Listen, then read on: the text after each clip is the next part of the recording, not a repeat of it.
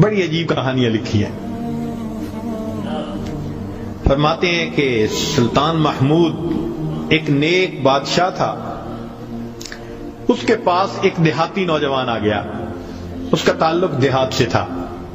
تعلیم بھی نہیں تھی, کچھ ایسی تربیت بھی نہیں تھی, مگر بادشاہ کے دربار میں آ کے جب خدمت پہ لگا تو اس نے اتنی اچھی خدمت کرنی شروع کی کہ تھوڑے دنوں میں بادشاہ کی آنکھوں میں بڑا درجہ پا گیا. بادشاہ نے اپنے مقرب بندوں میں شامل کر لیا. اب جو پہلے سے مقربین تھے نا, وہ بہت جیلس ہوتے تھے.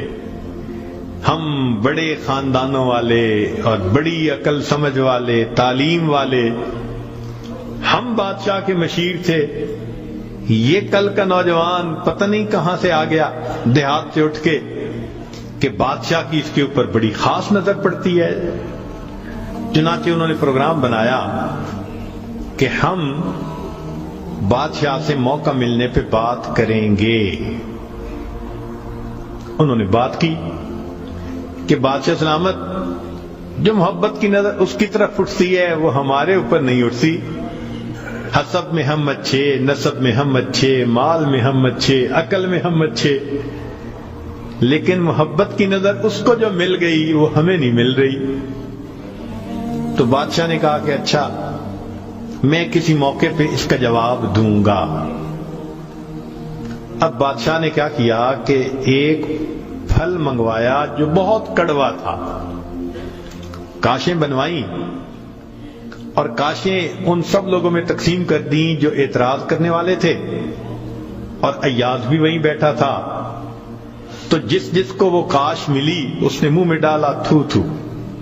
بادشاہ سلامت بڑا بہت کڑوا, توبہ توبہ بہت کڑوا. سب نے اپنے منہ سے وہ پھل نکال دیا اور کہا کہ بادشاہ سلامت یہ بہت کڑوا ہے.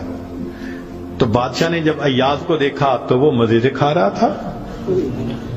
تو بادشاہ نے اس سے پوچھا کہ ایاز, یہ کاش میٹھی ہے جو اتنے مزے سے کھا رہے ہو؟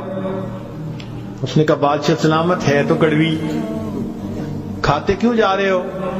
اس نے کہا بادشاہ سلامت میرے دل میں یہ بات آئی کہ جس بادشاہ کے ہاتھوں سے میں زندگی بھر میٹھی چیزیں لے کے کھاتا رہا, اگر آج مجھے کڑوی بھی مل گئی تو میں اس کو واپس کیسے کروں؟ عمر بھر میٹھی چیزیں لے کے کھاتا رہا, آج کڑوی بھی مل گئی تو واپس کیسے کروں؟ کاش کہ یہ چیز ہمارے اندر آ جاتی کہ جس پروردگار کی نعمتوں سے ساری زندگی ہم انجوائے کرتے رہتے ہیں, اگر کبھی کوئی اس کی طرف سے آزمائش کی گھڑی بھی آ جائے تو ہم پھر شکوہ کیوں کرتے ہیں؟ اب بادشاہ نے سوچا کہ بھائی یہ لوگ جو بہت اعتراض کرنے والے تھے نا, ان کے سامنے کوئی اور ایسا ہیلا کرنا چاہیے کہ ذرا ان کو بات سمجھ میں آ جائے. تو ایک دن بادشاہ آیا اور اس نے کہا کہ دیکھو بھائی, آج میں تم سب کی عقل کا امتحان لوں گا, تمہارا آئی کیو لیول دیکھوں گا کیا ہے, اور میں دیکھتا ہوں کہ کون اس میں پاس ہوتا ہے. اب جب بتا دیا تو سب بڑے محتاط ہو گئے. بادشاہ نے ایک موٹا سارا ہیرا دکھایا, دیکھو یہ کتنا قیمتی ہے, کتنا چمکدار ہے, اور ایک ہتھوڑا بھی ساتھ دیا, اور پہلے کو کہا کہ جی یہ ذرا ہیرا جو ہے توڑ کے دکھاؤ. اب وہ سمجھ رہا تھا کہ بادشاہ نے ہم سے امتحان لینا ہے ہماری سمجھداری کا. تو اس نے کہا بادشاہ سلامت یہ ہیرا تو بہت قیمتی ہے, اتنے کیرٹ کا اور بالکل بے عیب ہے, کوئی فلاں نہیں فلاں لیس ہے, لہذا اس کو تو نہیں توڑنا چاہیے. بادشاہ مسکرایا, کہنے لگا ہاں بہت اچھا. تو وہ سمجھا کہ بھائی میں نے بادشاہ کو کنونس کر دیا, چنانچہ دوسرے کو دیا, اس نے بھی اسی قسم کی لاجک, تیسرے کو دیا, اس نے بھی لاجک. جتنے اعتراض کرنے والے تھے سب کو ہیرا ہتھوڑا دیتے رہے, وہ یہی لاجک دیتے رہے اور معذرت کرتے رہے, حتیٰ کہ بادشاہ نے وہ ہیرا ایاز کے ہاتھ میں پکڑایا. جب ایاز کو کہا ایاز اسے توڑو, ایاز نے اس کو نیچے فرش پہ رکھا، دے کے مارا ہتھوڑا اور اس کے ٹکڑے ٹکڑے کر دیے۔ اب جب اتنے قیمتی ہیرے کے ٹکڑے ہو گئے تو وہ تو سارے خوش ہو گئے، آج اس کا گنوار پن کھلا، اس کی جہالت کھلی، بے وقوف، کیا پتا اس کو یہ کتنی قیمتی چیز تھی۔ تو وہ ایکسپیکٹ کرنے لگے کہ آج تو بادشاہ اس کو دھکا دے دے گا دربار سے۔ تو جب ہیرے کے ٹکڑے ہو گئے تو بادشاہ نے اس کی طرف دیکھ کے کہا، ایاز تو نے ہیرے کے ٹکڑے کر دیے، اتنے قیمتی ہیرے کے؟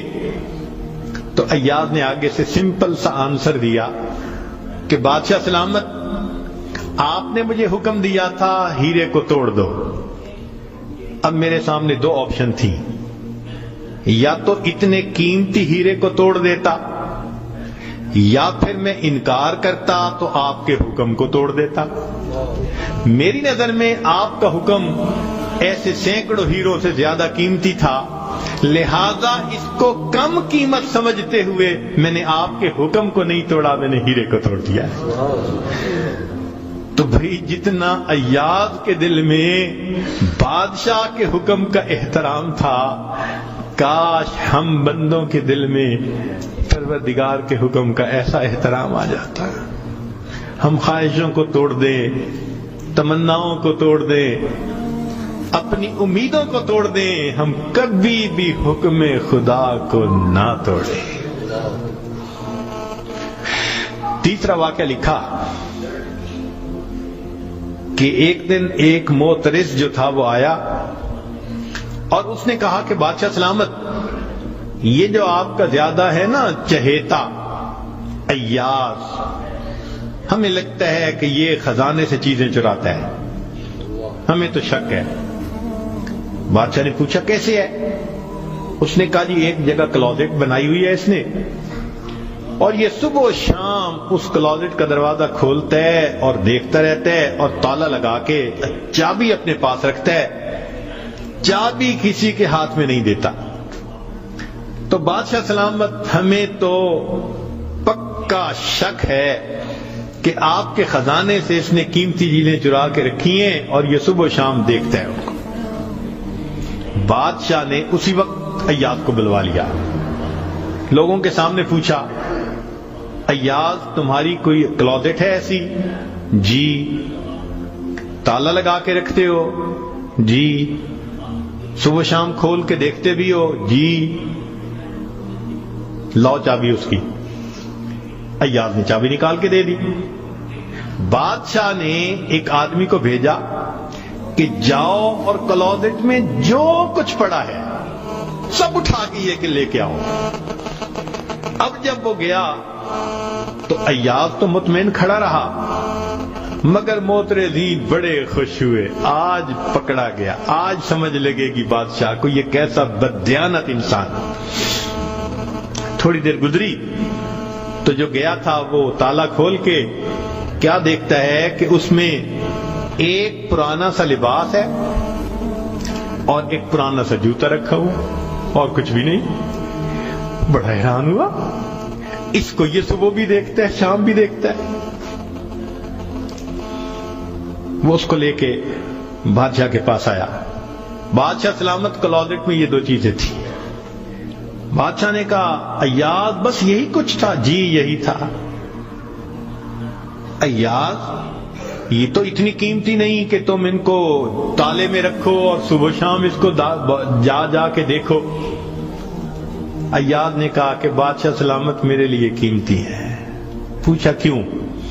کہ بادشاہ سلامت جب میں پہلی مرتبہ آپ کی خدمت میں حاضر ہوا تھا، میں دیہاتی سا لڑکا تھا، یہ تہبند باندھی تھی، یہ کرتا پہنا تھا، یہ جوتا پہنا ہوا تھا، میں نے اس کو اپنے لیے پریزرو کر کے رکھ لیا۔ اب روز صبح اور شام میں دروازہ کھولتا ہوں،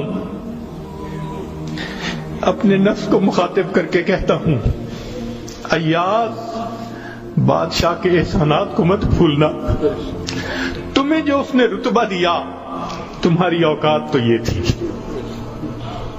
تمہاری اوقات یہ تھی۔ میں صبح بھی اپنے آپ کو یاد دلاتا ہوں میں شام بھی اپنے آپ کو یاد دلاتا ہوں۔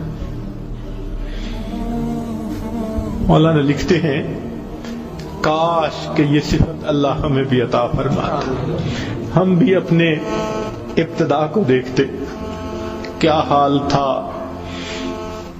کیا ہماری اوقات تھی، اور آج اللہ نے اپنی رحمتوں سے، نعمتوں سے، برکتوں سے کس طرح ہمیں مالا مال کر دیا، ہم بھی اپنی بنیاد کو یاد رکھتے ہیں۔ تو اگر ایک دنیا کا غلام اپنے مالک کے حکم کو اتنا قیمتی سمجھتا ہے تو ہم تو اللہ کے ویسے ہی بندے ہیں، غلام سے بھی ایک درجہ نیچے، ہم تو اللہ کی ملک ہیں، مخلوق ہیں اس کی۔ لہذا ہمیں چاہیے کہ اللہ رب العزت کے حکم کی عظمت کو سامنے رکھیں، ہمیشہ خیال رکھیں کہ حکم خدا کبھی بھی ٹوٹنے نہ پائے۔